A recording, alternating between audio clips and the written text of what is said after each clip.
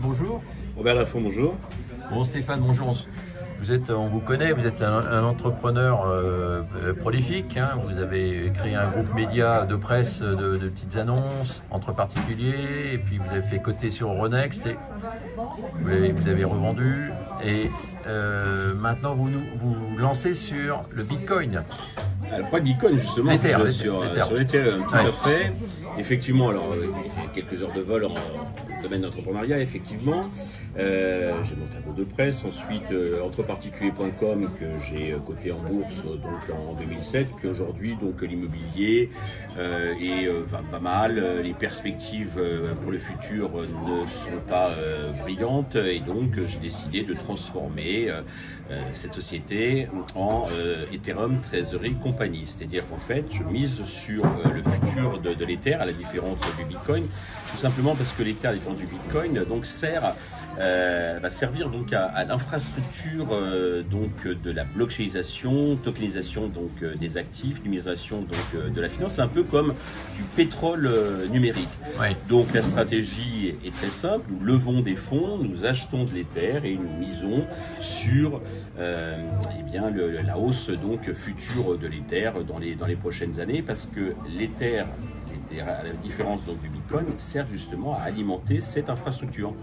D'accord, donc vous misez sur l'outil Ether comme instrument d'échange dans la blockchain pour l'économie en général dans le monde entier. Et c'est la même révolution quand j'ai lancé entreparticulier.com donc en 2000, ça ne rajeunit pas. C'était la révolution donc Internet qui a profondément bouleversé tant les médias que le commerce. Et là, nous sommes en train de vivre la même révolution sur le domaine de la finance et la gestion donc des actifs. Ça prendra un peu plus de temps à rentrer donc dans les mœurs, mais l'impact sera tout aussi puissant et bouleversant. Et quelle sécurité, on peut dire, juridique, financière de l'Ether par rapport au Bitcoin? Parce que Bitcoin a plus de notoriété. Alors, il a, oui, gouvernement de République, mais Ethereum est beaucoup plus adopté par les institutions de la finance, les BlackRock, les gros fonds, etc.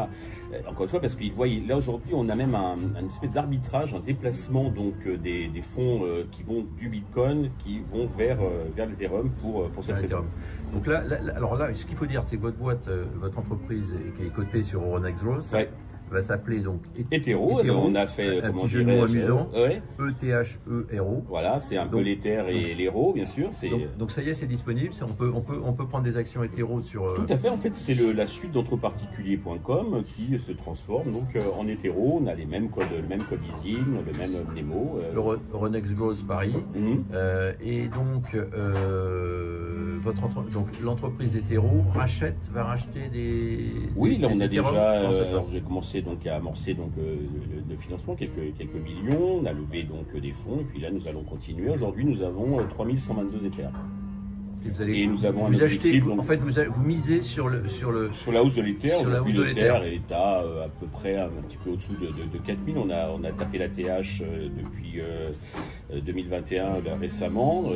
C'est le cours le plus haut, et on mise une forte hausse donc dans les prochaines années. Et nous, combien quel ordre de grandeur? Il n'y a pas de, comment dirais-je, on peut dire 10 000, 20 000, 30 000 au doigt mouillé, mais encore une fois, ça va tellement être utile et précieux pour cette révolution de la finance qui s'amorce, qui s'annonce, qui arrive, que la valeur peut être très, très importante, et c'est ce sur lequel nous misons. Et l'objectif, c'est de constituer une réserve de 30 000 Ethers à horizon 2028.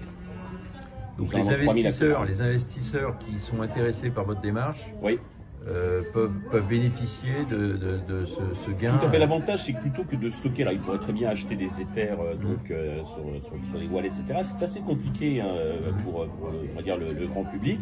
Là, ça permet donc de s'exposer à l'Ether avec un titre qui est liquide, puisqu'il est coté en bourse tous les jours. On peut le vendre et l'acheter donc à son gré.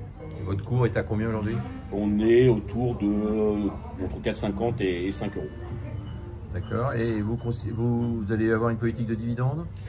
Non, le principe donc, de l'Ethereum Treasury Company, c'est pas de distribuer, c'est de faire monter donc, la valeur de l'actif. Ouais, d'accord, ok.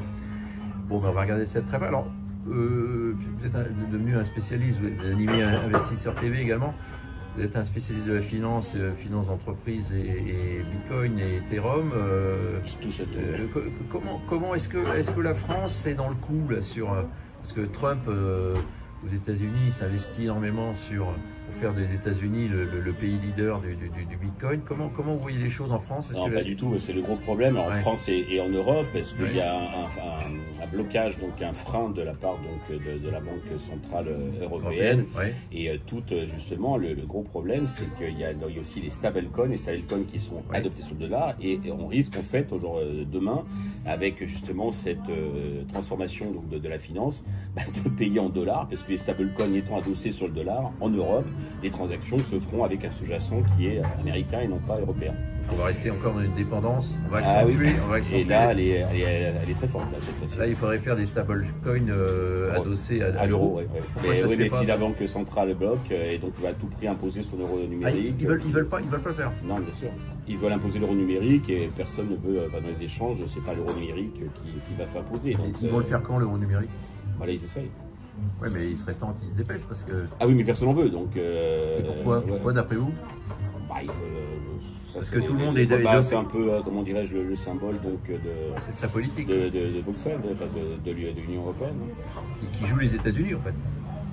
Ils jouent pas ils sont juste incapables de concurrencer les États-Unis. Non, mais vous avez vu l'accord quand même sur les droits de douane où on a quand même...